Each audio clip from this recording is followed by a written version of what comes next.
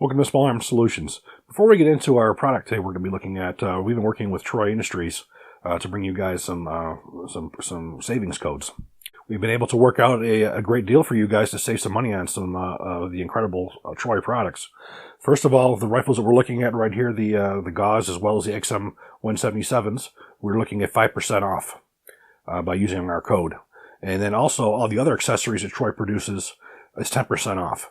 You know, as a writer, I see many OEMs who use Troy products. Their backup sights, their handguards, their magazines, the battle magazines I use quite a bit. So I'm pleased to be able to bring you a discount code so you guys can start saving some money on some of the Troy gear. And those codes will be shown below, and you can use those immediately. Today we're talking about a topic that's very near and dear to me. I've had an interest and a respect for the Vietnam veterans, probably more so than anything else I've ever studied in history. And my love of the M16 started with the original model A1s, XM16E1s, and the XM177E2s, and the GAW5s. In 2016, Steve Troy, who's the president of Troy Industries, set out to recreate two of the most iconic rifles of the Vietnam era. One was the GAW5, and the second one was the XM177E2, which you see here. Now, not only did he go painstakingly to make these things as correct as possible, he also is supporting our veterans. In 2016, the rifles were shown at the SHOT Show, and then around June of that year is when they first started shipping. And the rifles were used as a tribute to the soldiers of the Vietnam War, and particularly the GAW5. The GAW5 was the rifle that was carried during the raid of the Sante prisoner of war camp. That was in 1970, where a group of American Special Forces, MACV-SOG, trained for quite some time to do a nighttime raid in the Sante prison camp, which was located not too far from Hanoi in North Vietnam. The objective was to rescue, I think it was over 40-something prisoners of war. And there was over 40, I think, or 40 or 42 of the GAW5s were in use by the Special Forces who were on that particular raid. The raid was carried out as incredible discipline, the professionalism of our soldiers in the Vietnam War. Unfortunately, the prisoners had already been moved by the time that they got there. The mission was executed perfectly. Unfortunately, they were not there. However, that did a lot for the morale of our POWs because they knew they were not forgotten. And Steve Troy has gone as far as to dedicate the GAW5 to the original raiders of the Sante. At their 50th anniversary of the Sante raiders, Steve Troy gave all these survivors a certificate of thank you for their service to their country, and presented each and every one of them with their own GAW5, their service rifle. And they had inscribed on the side of the magazine well their name and their rank. And it was really incredible. And not only was he giving those rifles to them to honor them, portions of that went to the National League of Families of POW and MIAs. So money from these proceeds of these sales will go back to help the veterans. The XM177E2, which you see here, which happens to be my favorite one, the only real difference is the forward assist. We're going to go over these rifles in a few minutes. These were sold, and they're still for sale right now, actually. And they have proceeds of these going to the Special Operations Association as well as the Special Forces Association. So money is going to the Special Forces groups to help those organizations. So when you buy these rifles, you're not only buying an incredible piece of history, but you're also giving to an incredible cause. And it's very important that we don't forget about our Vietnam veterans. Those veterans had one of the most difficult times of any soldier that ever came back. And the outpour and the support that our troops get now coming back from Desert Storm, Enduring Freedom, what we can thank all that outcry of support to our veterans in Vietnam who unfortunately did not get that. But I do believe in a lot of ways they're finally being recognized for that. So this is a really important rifle. And what Steve Troy's done as far as to make these rifles as accurate as possible is pretty incredible. The details are very meticulous. And we're going to take a look at both of these rifles from back to front. So we're going to take a look at some of these components. I'm going to leave the GAW5 sitting right here, and I'm going to show the details on the XM177E2. First of all, the stock. The original stocks were made of aluminum with a particular kind of coating. Unfortunately, that's escaping me at the moment. I'm sure I'll think of it late at night when I wake up in the middle of the night, and it'll come to me. But these were true aluminum stocks. Now, if you were to find any of these aluminum stocks today, they command a price of around probably $400 or $500 to the collectors. They have not made them from aluminum for many, many, many years. That stopped with the introduction of the M16A2. The A2 production, they went to a polymer type stock. So these just were not available. Steve Troy went out and he had these made. He basically copied the original design, and if you were to put one of these side by side a Colt, I'd have a hard time telling the difference. So this was a part that he couldn't buy anywhere, so he had to actually make it himself, and he did it, and the job was tremendous. Looking at the receiver extension, this is another component that's been out of production for many, many years, probably around 1995 in that area in there, 94, 93 in that area is where the receiver extension tube was redesigned to have 4 positions instead of the original 2. So they've not been in production for quite some time, and it's also a unicorn just like the stock is. Steve Troy had these redone, and he has the original 2 position on there. The receiver extension nut, this has the spanner wrench hole, where the M4 uses a 4-point location to tighten. It's a lot better of a design than this is. But to be true to the gun, he redesigned this to have the original spanner type wrench that you would use. The upper and lower receivers, 7075 T6 aircraft aluminum, they are actual M16 profile, meaning you don't have the additional material on the front here to make this stronger, and you also don't have the additional material in the back here, so it's true to the M16, M16A1. Now these are manufactured by Troy. These are not by anybody else. He did all this on his own. The pistol grips, these are original pistol grips. You can see they're not all perfect. This pistol grip has not been made, I think, since probably 1985, 86. It was the last time that the A1 grip was made. Once the A2 came into play, all those particular A1 parts were stopped, and if you had an A1 and the pistol grip broke, you would just replace it with an A2 one. So we also have the A1 style magazine boss here, along with the captive takedown pin. The GAW does not have the forward assist. The XM177E2 does. Now the handguards is another component that's very, very difficult now. Colt stopped making their handguards around 2009, which were the true Colt mil-spec handguards. So everybody else who's made those has not made them the same way a Colt was. The Colt handguards, you literally could step on them and you would not break them. You try to squeeze them, you wouldn't be able to squeeze them. These here had to be made by an aftermarket company. They're not original handguards, you can tell again just from the material, but it wasn't an ability that Steve Troy had. You had to find what he could on those. You also notice you have the Delta ring on here.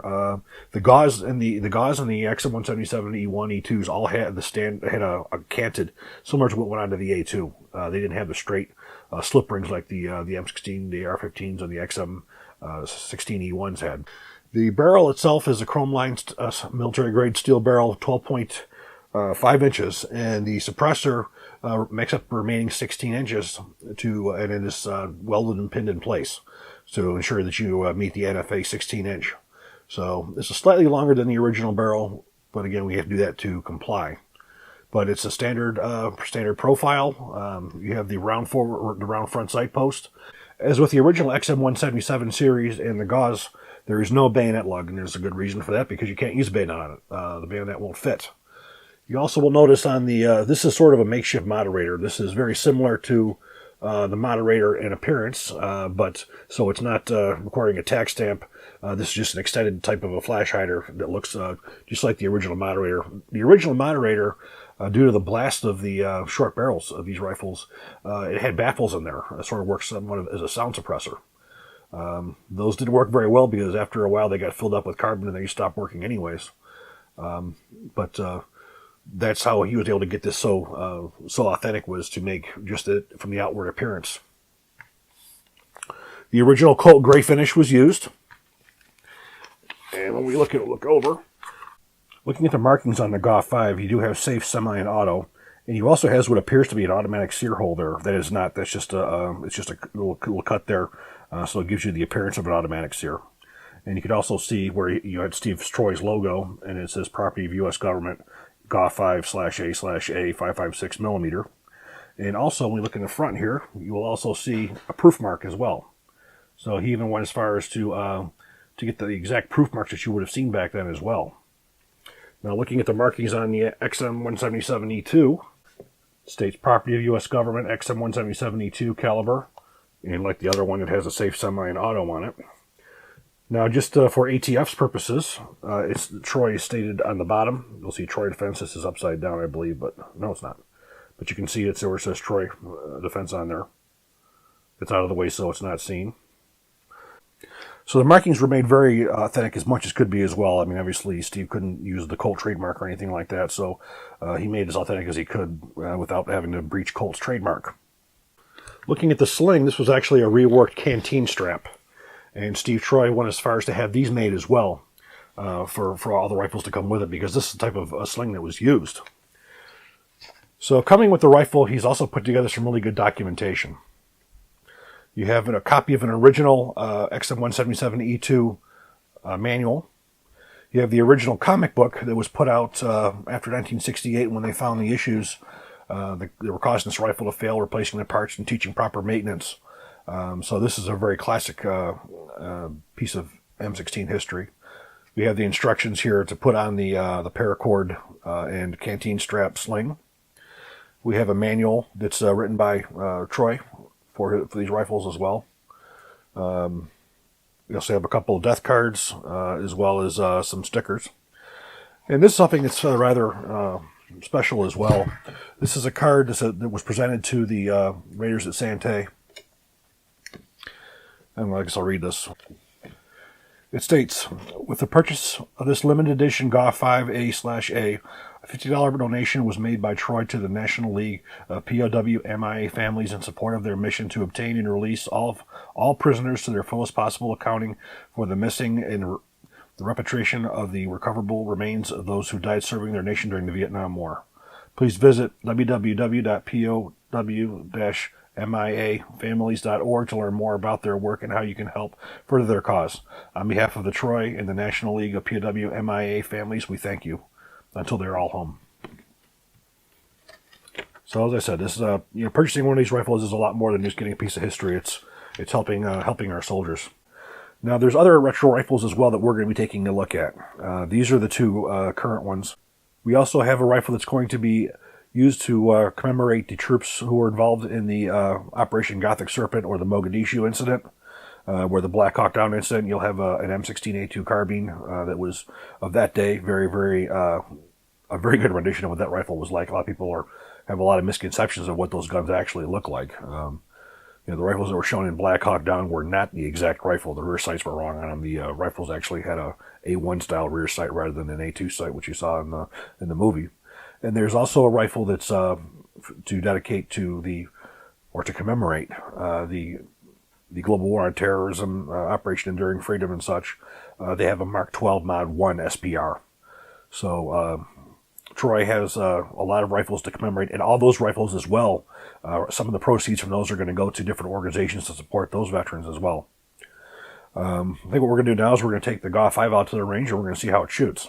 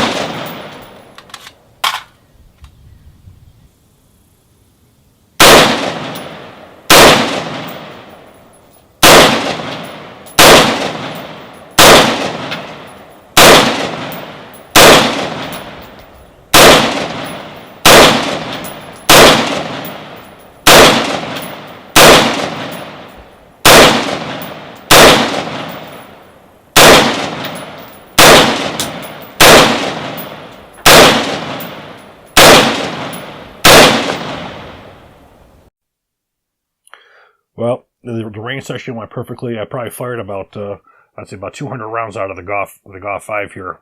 Not a single malfunction. The rifle worked perfectly, accurate as could be. It's a iron sight rifle for the most part. It's not like your modern. We're using all these different kind of optics.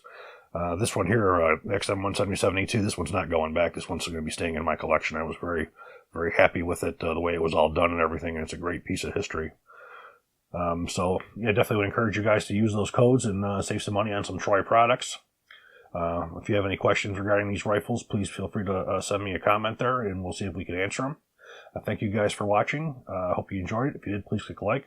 Please subscribe. Even better, please share. Thank you.